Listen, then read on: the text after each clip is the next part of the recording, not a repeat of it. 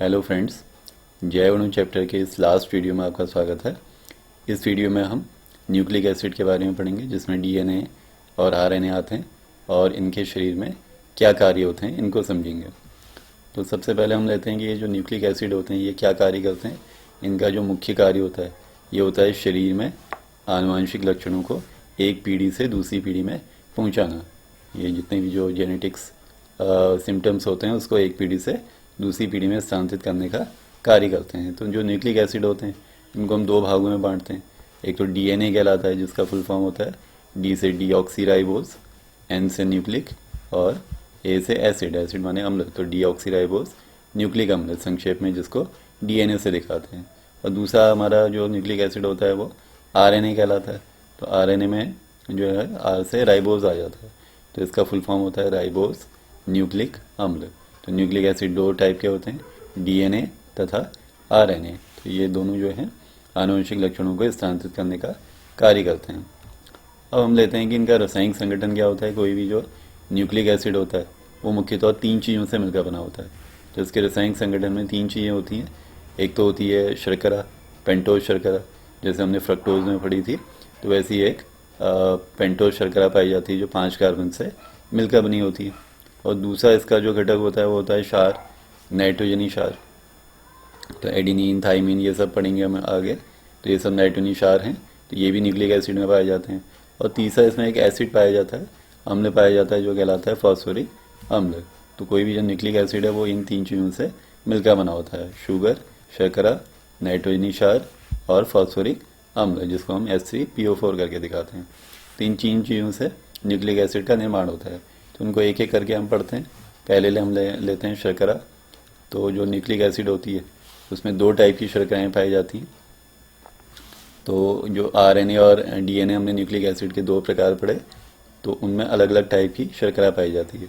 RNA में जो शर्करा पाई जाती है तो वो राइबोज शर्करा कहलाती है, या उसको हम बीटा डी राइबोज करके प्रेषित करते हैं। तो आरएनए में बीटा डी राइबोज शर्करा पाई जाती है, जो फ्रक्टोज की तरह एक पेंटोज शर्करा होती है। इसकी आगे संरचना भी हम देखेंगे। और जो डीएनए होता है उसकी शर्करा थोड़ा सा इससे भिन्न होती है। तो इसमें जो पाई जाती है शर्करा वो डी से क्या आ जाएगा, डीऑक्सीराइबोज। तो ये बीटा डी 2 डीऑक्सीराइबोज शर्करा इसमें पाई जाती है। तो यहाँ पर राइबोज शर्करा, यहाँ पर डीऑक्सीराइबोज शर्करा पाई जाती है। तो डीएनए और आरएनए में एक बेसिक अंतर होता है कि इनमें जो शर्कराएँ होती हैं उनमें थोड़ा सा भिन्नता होती है। आरएनए की शर्करा राइबोज कहलाती है, जबकि डीएनए की डीऑक्सीराइबोज। उन्हीं से इनके नाम भी डीएनए और आरएनए बने हैं। तो पहले हम लेते हैं कि जो आरएनए में शर्करा पाई जाती है राइबोज। तो अगर आप ध्यान से देखेंगे ये एक पेंटोज शर्करा है, 1 2 3 4 5। तो यहाँ 5 कोनों से मिलकर बनी है, 5 भुजाओं से मिलकर बनी है। तो उसका मतलब ये पेंटोज शर्करा है। ठीक उसी प्रकार जैसे हमने फ्रक्टोज में पढ़ी थी। तो फ्रक्टोज की तरह इसमें एक पेंटोज शर्करा होती है। अब इसका जब आप स्ट्रक्चर बनाएंगे तो यहाँ से हमने 1 से शुरू किया है, 1 2 3 4 5।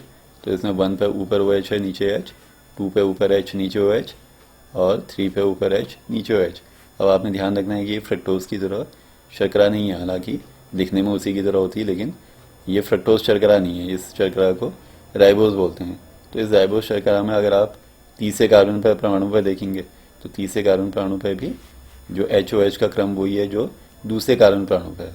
अगर आपको फ्रक्टोज की संरचना याद हो तो फ्रक्टोज या ग्लूकोज में हम क्या करते थे, तीसरे कार्बन परमाणु पर विन्यास को बदल देते थे। लेकिन यहाँ आपने विशेष ध्यान रखना है कि जो थर्ड कार्बन आइटम है इस पर वही हमने क्रम रखना है जो सेकंड कार्बन आइटम पर रखना है। तो सेकंड कार्बन आइटम पर ऊपर एच है, नीचे ओ एच। तो यहाँ भी हमने ऊपर एच रखा, नीचे ओ एच रखा, और यहाँ पर चौथे पे नीचे एच जोड़ देते हैं और ऊपर एक CH2H जुड़ा रहता है। तो बाकी सारी इसका जो संरचना है वो जो हमने पीछे फ्रक्टोज की संरचना पढ़ी थी उसी की तरह है। सिर्फ यहाँ थर्ड पे आपने ध्यान रखना है कि विन्यास हमने चेंज नहीं करना है। अब अगर आपने राइबोज शर्करा याद कर ली तो उससे डीऑक्सीराइबोज आप आसानी से बना सकते हैं। डीऑक्सीराइबोज का पूरा नाम होता है बीटा डी 2 डीऑक्सीराइबोज।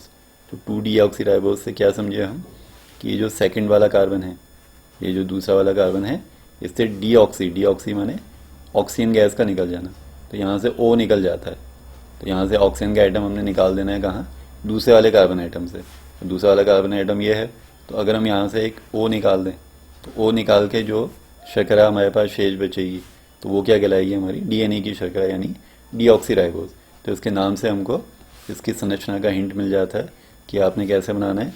बाकी सारा तो ये राइबोज की तरह ही है, लेकिन आपने थोड़ा ध्यान रखना है कि जो दूसरा वाला कार्बन एटम है, तो इस दूसरे वाले कार्बन पर ऊपर भी एच जुड़ा है, नीचे भी एच जुड़ा है। यहाँ पर भी आप देख सकते हैं कि एच ही जुड़ा है। यहाँ दो पर एस था, नीचे ओ एस था, लेकिन जैसे यहाँ दूसरे कार्बन से हम डीऑक्सी कर दें यानी ऑक्सीजन गैस निकाल दें तो ऊपर भी एच बच जाएगी, नीचे भी एच बच जाएगी। तो तब ये जो शर्करा बचेगी वो क्या कहलाती है, डीऑक्सी राइबोज की शर्करा। तो ये शर्करा कहाँ पाई जाती है, डीएनए में, और ये वाली शर्करा कहाँ पाई जाती है, आरएनए में। अगर डीएनए आरएनए में आपसे अंतर पूछेंगे तो एक अंतर आप ये भी लिख सकते हैं कि आरएनए में पाई जाने वाली जो शर्करा होती है वो राइबोज होती है, जबकि डीएनए में पाई जाने वाली जो शर्करा होती है वो डीऑक्सी राइबोज कहलाती है। तो इसके संगठन का हमने पहला भाग ले लिया जो शर्करा है। अब आते हैं उसके संगठन का दूसरा भाग।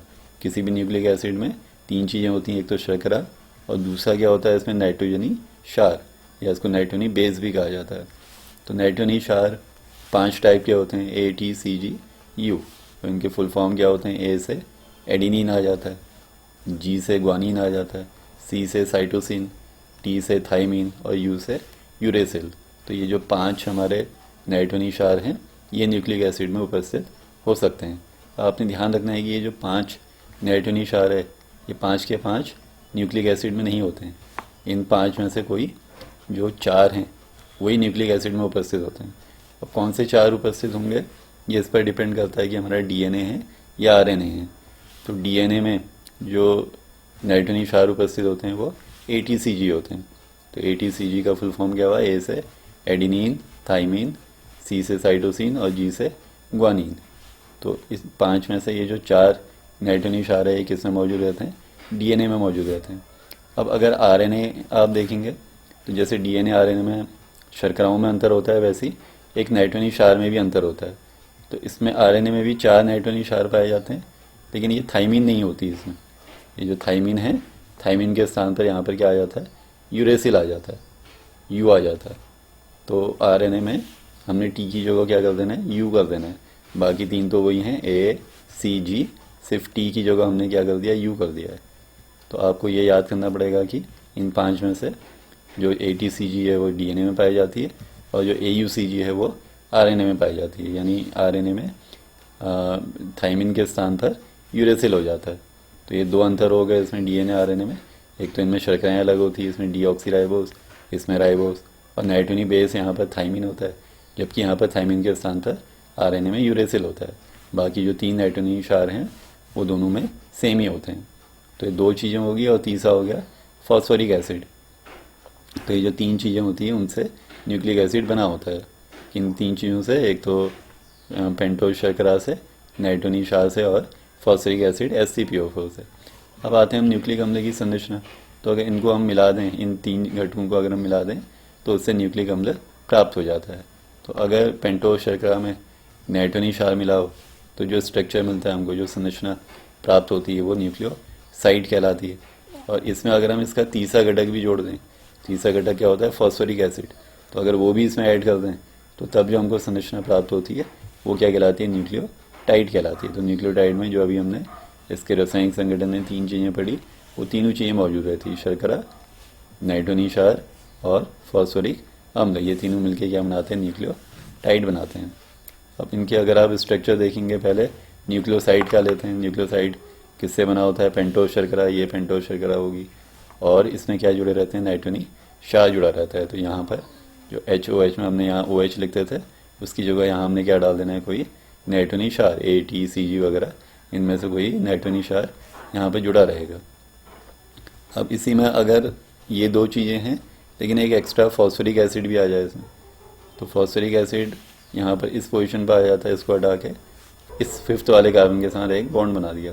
तो अगर इस OH की जगह हम ये PO4 ले आएँ तो इससे जो संरचना प्राप्त होती है तो वो क्या कहलाती है, न्यूक्लियोटाइड कहलाती है। तो ये हमारा क्या है, पूरा न्यूक्लियोटाइड है। न्यूक्लियोटाइड 3 चीज़ों से बना होता है, एक तो ये पेंटोज शर्करा और इसमें नाइट्रोजनी क्षार होता है, एडिनिन, थाइमिन वगैरह, और यहाँ पर क्या जुड़ा रहता है, इससे फॉस्फोरिक एसिड जुड़ा रहता है। तो हम देखते हैं कि ये जो न्यूक्लिक अम्ल, यहाँ पे जो हमने न्यूक्लियोटाइड बनाया तो इससे डीएनए या आरएनए यानी न्यूक्लिक एसिड का निर्माण कैसे होता है। तो इसमें क्या होता है कि जैसे हमने प्रोटीन के बारे में पढ़ा था कि एमिनो एसिड अगर आपस में मिल जाते हैं तो उससे डाईपेप्टाइड या पॉलीपेप्टाइड बन जाते हैं जो श्रृंखलित होकर प्रोटीन बनाते हैं। तो ठीक इसी प्रकार इसमें भी ऐसी होता है कि दो न्यूक्लिक एसिड अगर मिल जाएं तो डाई न्यूक्लियोटाइड बन जाता है, फिर डाई वाला एक और से जुड़ेगा तो ट्राई बन जाएगा। तो इसी प्रकार अगर हम श्रृंखलित करते रहें तो एक पॉलीन्यूक्लियोटाइड बन जाता है जो न्यूक्लिक अम्ल की रचना में भाग लेता है। तो जो न्यूक्लिक अम्ल होते हैं एक प्रकार के पॉलीन्यूक्लियोटाइड होते हैं। तो न्यूक्लिक अम्ल को समझने के लिए पहले हम देखते हैं कि दो न्यूक्लियोटाइड कैसे मिलके एक डाई न्यूक्लियोटाइड बनाते हैं। जैसे एमिनो एसिडों में पेप्टाइड बॉन्ड द्वारा वो जुड़ते हैं एमिनो एसिड और प्रोटीन बनाते हैं, तो ऐसे इसमें जो न्यूक्लियोटाइड हैं वो फॉस्फो डाइएस्टर बॉन्ड द्वारा आपस में जुड़ के डाई न्यूक्लियोटाइड का निर्माण करते हैं। तो पहले हम यहाँ देखते हैं कि जो दो न्यूक्लियोटाइड हैं, जो पीछे अभी हमने न्यूक्लियोटाइड पढ़ा, उनमें से दो न्यूक्लियोटाइड कैसे फॉस्फोडाइएस्टर बॉन्ड द्वारा जुड़ के डाई न्यूक्लियोटाइड बनाते हैं। तो वो हम देखते हैं कि कैसे बनते हैं।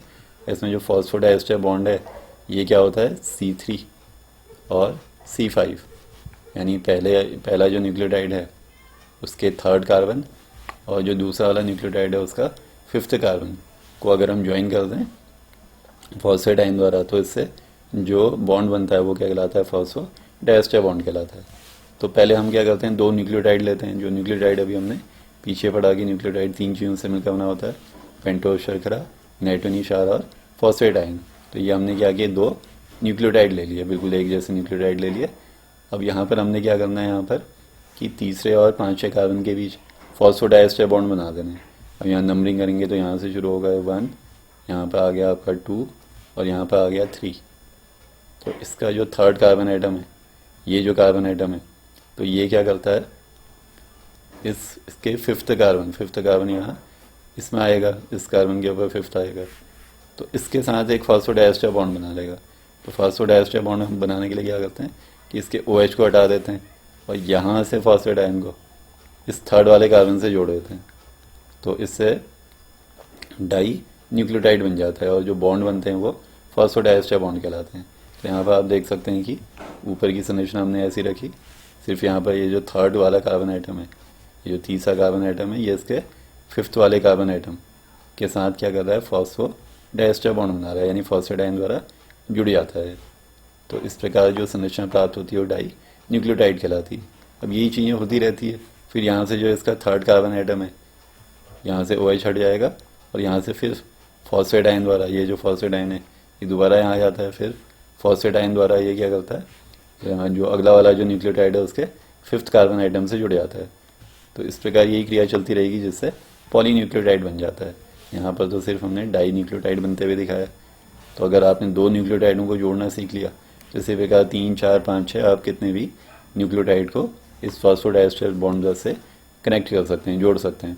तो इससे जो संरचना बन जाती है वो पॉलीन्यूक्लियोटाइड कहलाती है। तो जो न्यूक्लिक एसिड होते हैं वो एक प्रकार के पॉलीन्यूक्लियोटाइड ही होते हैं, यानी इससे जो श्रृंखला बनेगी तो वो हम कहेंगे वो क्या बन गया न्यूक्लिक एसिड बन गया है। तो न्यूक्लिक एसिड किससे बने होते हैं, बहुत सारे न्यूक्लियोटाइडों के मिलने से न्यूक्लिक एसिडों का निर्माण होता है। तो यहाँ पर हमने दो न्यूक्लियोटाइड को बनाना सीखा कि दो न्यूक्लियोटाइड किस प्रकार जुड़े रहते हैं। तो वही चेन अगर हम आगे रिपीट करते रहें तो उससे न्यूक्लिक अम्ल बन जाता है। तो न्यूक्लिक अम्ल की श्रृंखला को आप एक आरेख द्वारा भी दिखा सकते हैं कि न्यूक्लिक अम्ल में क्या होता है कि एक न्यूक्लियोटाइड होता है जो तीन चीज़ों से मिलकर बना होता है, क्षारक, शर्करा और फॉस्फेट। फिर ये क्या करता है अगले वाले न्यूक्लियोटाइड, वो भी इन तीन चीज़ों से मिलकर बना होगा, क्षारक, शर्करा और फॉस्फेट से यहाँ पर फॉस्फोडाइएस्टर बॉन्ड द्वारा जुड़ जाता है। अब यही क्रिया चलती रहेगी, ये न्यूक्लियोटाइड इससे जुड़ा, ये फिर अगले वाले से जुड़ेगा, फिर उसका अगला वाला उसके अगले वाले से जुड़ेगा। इसको हमने होल एन करके दिखा दिया। तो इस प्रकार से जो लंबी सी श्रृंखला बनती है वो न्यूक्लिक अम्ल की संरचना को प्रदर्शित करती है। अब हम न्यूक्लिक अम्ल की संरचना को, जैसे हमने प्रोटीनों की संरचना को 4 भागों में बांटा था, तो ऐसे न्यूक्लिक एसिड की संरचना को भी 2 भागों में बांटते हैं। पहली कहलाती है इसकी प्राथमिक संरचना और दूसरी द्वितीयक संरचना। तो इसकी जो प्राथमिक संरचना है जो अभी तक हम ये ऊपर पढ़ रहे थे, यही क्या है न्यूक्लिक अम्ल की प्राथमिक संरचना। तो न्यूक्लिक अम्ल की प्राथमिक संरचना वो क्या करती है, न्यूक्लिक अम्ल की एक श्रृंखला के अनुक्रम से संबंधित सूचना को व्यक्त करती है, जिसमें जो न्यूक्लियोटाइड होते हैं वो परस्पर फॉस्फोडाइएस्टर बॉन्ड द्वारा जुड़े रहते हैं। जो अभी तक हमने पीछे पढ़ा वही क्या है न्यूक्लिक एसिड की प्राइमरी स्ट्रक्चर। तो प्राइमरी स्ट्रक्चर में क्या होता है कि जो न्यूक्लियोटाइड होते हैं ये फॉस्फोडाइस्टर बॉन्ड द्वारा परस्पर श्रृंखलित हो जाते हैं। अब आते हैं न्यूक्लिक अम्ल की द्वितीयक संरचना। तो इसकी द्वितीयक संरचना इंपॉर्टेंट है। तो इस द्वितीयक संरचना को सर्वप्रथम दो वैज्ञानिक वॉटसन और क्रिक ने खोजा था, जिसके लिए उनको नोबेल पुरस्कार भी दिया गया था। तो जेम्स वॉटसन और फ्रांसिस क्रिक, तो इन दो वैज्ञानिकों ने जो न्यूक्लिक एसिड है उसकी द्वितीयक संरचना के लिए द्विकुंडलीय संरचना दी। तो उन्होंने क्या कहा कि जो न्यूक्लिक एसिड की द्वितीयक संरचना होती है वो प्राथमिक संरचनाओं के कुंडलित होने से बनती है। तो अगर प्राथमिक संरचना में जो दो श्रृंखलाएं हैं वो परस्पर एक कुंडलीनुमा स्ट्रक्चर बना ले, स्प्रिंग की तरह अगर एक दूसरे से जुड़ जाएं, तो उससे क्या होता है न्यूक्लिक एसिड की द्वितीयक संरचना प्राप्त होती है। तो द्वितीयक संरचना में क्या कहा गया कि न्यूक्लिक अम्ल की दो श्रृंखलाएं इनमें आपस में कुंडलित रहती है। तो इस प्रकार से अगर हमने एक न्यूक्लिक एसिड की संरचना को ऐसे दिखा दिया और दूसरी संरचना को इस प्रकार से दिखा दिया, तो इस प्रकार से एक दूसरे से लिपटी रहती है। ये पहली न्यूक्लिक एसिड की संरचना होगी और ये दूसरी न्यूक्लिक एसिड। तो इसमें जो दो न्यूक्लिक अम्ल की श्रृंखलाएं होती हैं वो आपस में क्या रहती हैं, कुंडलित रहती हैं और क्षारक युगलों के मध्य हाइड्रोजन बॉन्ड द्वारा आपस में जुड़ी रहती है। तो इन जो दो श्रृंखलाएं होती है इनके बीच बॉन्ड पाए जाते हैं जो हाइड्रोजन बॉन्ड कहलाते हैं। तो इनके बीच हाइड्रोजन बॉन्ड पाया जाता है और ये जो दोनों रज्जुक होते हैं यानी जो दोनों श्रृंखलाएं होती हैं एक दूसरे की पूरक होती हैं। अब एक दूसरे की पूरक होती हैं, इसको समझने के लिए आपने ध्यान रखना है कि यहाँ पर जो हाइड्रोजन बॉन्ड बनते हैं वो नाइट्रोजन क्षारों के बीच बनते हैं। तो इसमें जो नाइट्रोजन क्षार में जो एडिनिन नाइट्रोजन क्षार है वो हमेशा थाइमिन के साथ हाइड्रोजन बॉन्ड बनाता है और जो सी होता है साइटोसिन वो हमेशा जी यानी ग्वानिन के साथ हाइड्रोजन बॉन्ड बनाता है। तो ये आपने पेयरिंग याद रखनी है कि एडिनिन थाइमिन से हाइड्रोजन बॉन्ड द्वारा जुड़ेगा, थाइमिन जो है साइटोसिन से नहीं जुड़ सकता। हमेशा एडिनिन ए जो है हमेशा टी से जुड़ता है हाइड्रोजन बॉन्ड द्वारा और सी हमेशा किससे जुड़ता है, जी से। इसका उल्टा भी संभव है कि जी सी से हाइड्रोजन बॉन्ड बनाएगा या टी ए से बनाएगा, बट ए और जी के बीच हाइड्रोजन बॉन्ड नहीं हो सकता। ये ऐसे हाइड्रोजन बॉन्ड नहीं बना सकते और ना ही थाइमिन साइटोसिन के साथ बना सकता है। तो यहाँ पर जो हाइड्रोजन बॉन्डिंग हमने रखनी है वहाँ पर ये जो ए है, ए फॉर एडिनिन, वो हमेशा जो हाइड्रोजन बॉन्ड बनाएगा वो किससे बनाएगा, टी के साथ बनाएगा। तो ए हमेशा टी के साथ हाइड्रोजन बॉन्ड बनाता है, ये दो हाइड्रोजन बॉन्ड बनाता है इसके साथ, और जबकि जो साइटोसिन है वो हमेशा ग्वानिन के साथ हाइड्रोजन बॉन्ड बनाता है। जो सी है वो हमेशा जी से हाइड्रोजन बॉन्ड बनाएगा और जो सी है वो जी के साथ परस्पर तीन हाइड्रोजन बॉन्डों द्वारा जुड़ा रहता है। तो यहाँ पर तीन हाइड्रोजन बॉन्डों का निर्माण होता है जबकि यहाँ दो हाइड्रोजन बॉन्डों का निर्माण होता है। तो इसलिए हम कहते हैं कि यहाँ पर जो दोनों जो श्रृंखलाएँ होती हैं एक दूसरे की क्या होती है, पूरक होती है। और एक दूसरे की पूरक होती का क्या मतलब है कि अगर आपको किसी एक श्रृंखला में नाइट्रोजन बेस का क्रम पता है तो आप इस दूसरी श्रृंखला में आसानी से नाइट्रोजन बेस का क्रम आसानी से पता कर सकते हैं। तो जैसे कि अगर पहली श्रृंखला में नाइट्रोजन बेस का क्रम मान लेते हैं हमारे पास ए, यहाँ हमने ले लिया सी, फिर ले लिया हमने सी और फिर ले लिया टी। तो इस तरह से हमने कुछ क्रम ले लिया, फिर दोबारा से टी ले लिया, फिर ए ले लिया, फिर जी ले लिया। तो ऐसे और आगे को क्रम हो सकता है। तो मान लेते हैं पहली श्रृंखला में जो पहली वाली हमारी श्रृंखला है उसमें नाइट्रोजन बेस का क्रम ये है। तो अब अगर दूसरी श्रृंखला में आपने नाइट्रोजन बेस का क्रम बताना है तो यहाँ पर आपने रूल लगाने हैं कि हमने रूल क्या पढ़ा कि एडिनिन हमेशा किससे जुड़ सकता है, थाइमिन से जुड़ सकता है। तो अगर यहाँ पर एडिनिन होगा पहली श्रृंखला में, यहाँ एडिनिन होगा, उसका मतलब उसके सामने दूसरी श्रृंखला में क्या होगा, टी होगा, थाइमिन होगा। ऐसे यहाँ साइटोसिन होगा तो यहाँ ग्वानिन होगा, जी होगा, फिर यहाँ सी आ गया तो फिर यहाँ जी आ गया, फिर यहाँ टी आ गया तो फिर यहाँ ए आ गया। टी और ए हमेशा एक दूसरे से हाइड्रोजन बॉन्ड बना सकते हैं। ये टी फिर रिपीट हो गया तो यहाँ टी के साथ हम क्या रिपीट कर देंगे, ए। आपने ध्यान रखना है कि ए और टी या तो ए टी के साथ हाइड्रोजन बॉन्ड बनाएगा या टी ए के साथ। तो ए होगा तो टी कर देना है, टी कर देना है तो ए कर देना है, फिर दोबारा से ए आ गया तो यहाँ टी कर देना है हमने, और जी हो गया तो यहाँ पर क्या आ जाएगा, सी आ जाएगा, साइटोसिन आ जाएगा। तो इसी प्रकार और आगे के क्रम को भी आप दिखा सकते हैं। इसलिए हम कहते हैं कि जो दोनों श्रृंखलाएँ होती हैं एक दूसरे की पूरक होती हैं। इसका क्या मतलब है कि अगर एक श्रृंखला में नाइट्रोजन क्षारों का क्रम पता है तो आप दूसरी श्रृंखला में भी नाइट्रोजन क्षारों का क्रम लिख सकते हैं। तो पेपर में आपके इस तरह से एक क्वेश्चन बना के दे देते हैं कि एक श्रृंखला में नाइट्रोजन बेस का क्रम दे देंगे आपको कुछ और कहेंगे कि दूसरी श्रृंखला में नाइट्रोजन क्षार का क्रम पता कीजिए। तो अगर आपको ये रूल पता है कि ए हमेशा टी से जुड़ता है और सी हमेशा जी से एडन बॉन्ड द्वारा जुड़ता है, तो आप आसानी से उनका पूरक संरचना को उतार सकते हैं, लिख सकते हैं। तो यहाँ पर आप देख सकते हैं कि द्विकुंडलिनी स्ट्रक्चर किस प्रकार का होता है। ये पहली पॉलीपेप्टाइड श्रृंखला है, दूसरी तो ये क्या होती है, एक दूसरे से लिपटी रहती है और एक द्विकुंडलिनी संरचना बनाती है, घुमावदार सीढ़ी टाइप की बनाती है। तो और इसमें इन श्रृंखलाओं में क्या होता है कि जो नाइट्रोजनी क्षार होते हैं GA TA वगैरह, तो ये अपने पूरक नाइट्रोजनी क्षारों से जुड़े रहते हैं। जो हम पीछे पढ़ रहे थे वो यहाँ पर आप देख सकते हैं कि अगर हम एक श्रृंखला को अगर ध्यान से देखें तो यहाँ पर जो G है वो किससे जुड़ा है, C के साथ हाइड्रोजन बॉन्ड बना रहा है। एडिनिन किसके साथ बना रहा है, थाइमिन। थाइमिन किससे बनाएगा, एडिनिन। फिर A आ गया तो थाइमिन आ गया, तो G के साथ C करना है या C के साथ G करना है, जबकि A के साथ हमेशा T को आपने हाइड्रोजन बॉन्ड द्वारा जोड़ना है। तो यहाँ पर जो एक न्यूक्लिक एसिड की जो श्रृंखला होती है वो इस दूसरे की पूरक होती है।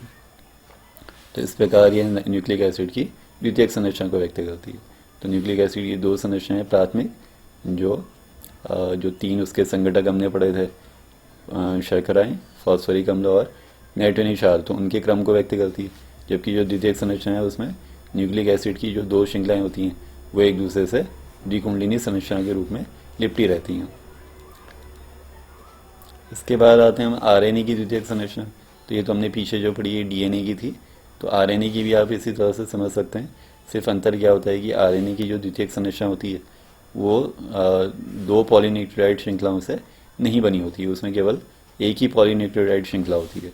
तो इसमें जो कुंडलियाँ होती हैं एक रज्जु को होती हैं, यानी अगर हम डीएनए की श्रृंखला को, जो द्विकुंडलिनी स्ट्रक्चर है उसको अगर हम दोनों पॉलीन्यूक्लियोटाइड श्रृंखलाओं को एक दूसरे से अलग कर दें तो जो संरचना प्राप्त होती है वो किसकी कहलाती है, आरएनए की। बेसिकली दोनों में क्या अंतर है कि डीएनए की संरचना तो दो श्रृंखलाओं से बनी होती है, उसमें इस तरह से दो श्रृंखलाएं एक दूसरे से लिपटी रहती हैं, जबकि अगर हम ये इसको बीच में से खोल दें तो इस तरह से जो स्ट्रक्चर बनेगा वो किसका कहलाएगा, आरएनए का। तो आरएनए की संरचना एक रज्जु को होती है, जबकि डीएनए की संरचना द्विरज्जु को होती है, यानी दो पॉलीन्यूक्लियोटाइड श्रृंखलाओं से मिलकर बनी होती है।